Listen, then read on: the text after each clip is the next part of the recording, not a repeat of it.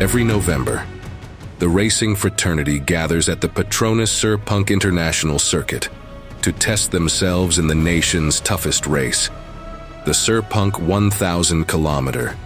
Proton R3 have won it more times than any other team. And this year they are back with a brand new machine, the Proton S70. Generally untuk qualifying tadi, pace kita berada di tempat yang di mana kita mahukan. Well, the car behave differently in both conditions, but if we do have a chance, then preferably we are hoping for a wet condition for tomorrow's race. In the wet, it handles really well, in the dry as well, but I think we just have a little bit more of an edge in the wet because the long wheelbase, it gives us so much grip compared to our competitors, so that's where I think we can extract a little bit more. Qualifying was okay. I feel like I optimized what was available from the car. Position's alright as well, because after all it is a 1000 kilometer, so it's more important who's at the front at the end of the race. With 5 wins under their belt, many asked why Proton R3 didn't compete in one of their previous winning cars. It would have been easy to do so, and they were proven race winners. But that isn't the ethos of R3.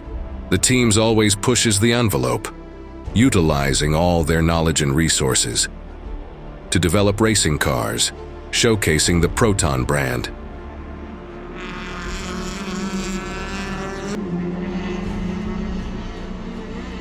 In 2024, this meant building 2 entirely new cars and putting them on the grid against the best competition in the country.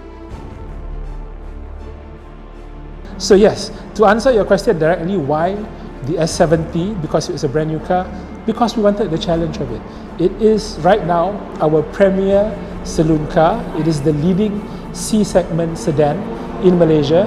So we think it's worthwhile for us to use it as our racer for S1K.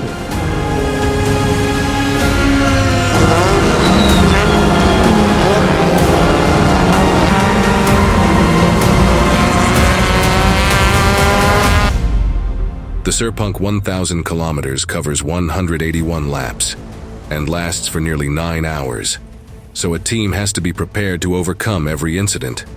After coming in for a routine pit stop, car 82 would not restart, so the R3 mechanics jumped into action, clearing the pits and wheeling the car in to be worked on. Investigations revealed a faulty starter motor, a simple component, but one that was difficult to access and change as it was buried deep in the engine bay. Without hesitation, the team led by Chief Mechanic Haji Osman threw caution aside and plunged their hands into the burning hot engine bay, removing the faulty part, replacing it, and after over 40 minutes returning the sole remaining Proton S70 to the race.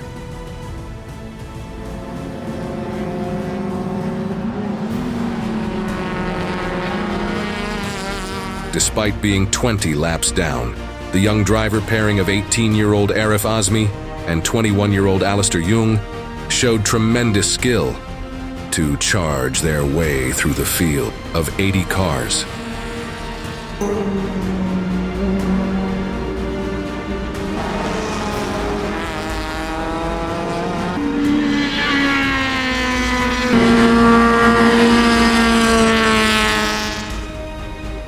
Posting quick lap times with metronomic consistency and leveraging on the quick work at every pit stop.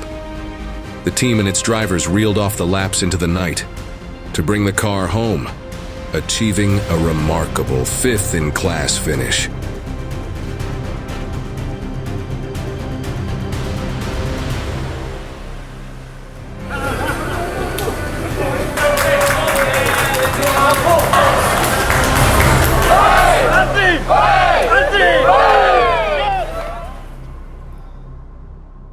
But yeah, I mean, I could see him, and I could also see Osman on the car and stuff, so I was hopeful. And then when it got started again, it was just pedal to the metal, you know.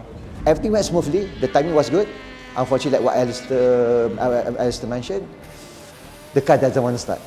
And that was like, oh God, what's going to happen now?